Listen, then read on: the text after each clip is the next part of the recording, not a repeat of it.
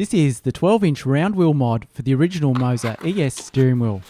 In the box there is a button decal sheet, the 12-inch round wheel, 2 metal paddle extensions, and the tools for installation. The 12-inch round wheel is designed to fit on the original ES steering wheel button box, which was first released with the R5 kit. The wheel measures in at 12 inches or 305mm in diameter. This is 25mm larger than the original ES wheel at 280mm. The 12-inch wheel is completely round versus the D-shaped flat bottom found on the original wheel. Both wheels are built on a 4mm aluminium alloy plate and finished in black.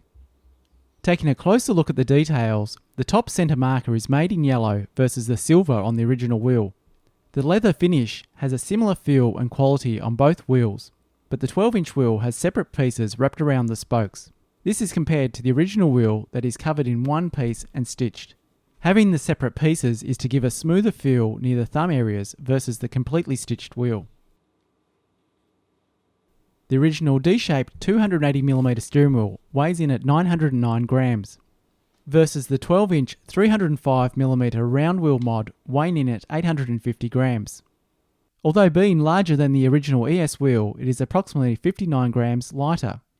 But if you decide to use the paddle extenders, this will increase the overall weight to 929 grams, making the mod heavier than the original by 20 grams. The lightest bolt-on steering wheel mod currently available is the ES Formula with a low weight of 503 grams.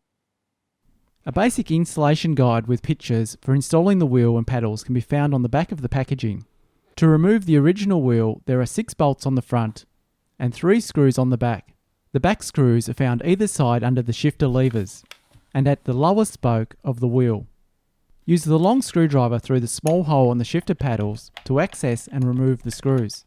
Remove the 3 screws at the back of the wheel first. Turn the wheel over to the front, then remove the 6 front bolts with the included Allen key. With all the screws and bolts removed, carefully lift the original ES wheel away from the button box. Taking note, there is a small spring on the front of the button box. Check this is in place before installing the new wheel. Also keep the quick release aligned at the back, as there is a small wire connection from the quick release to the button box. Once the front bolts are removed, the quick release is free to move. To install the steering wheel, simply align the new ES 12-inch round wheel and place it on top of the button box. Reinstall the 6 front bolts, then tighten the wheel to the button box and quick release.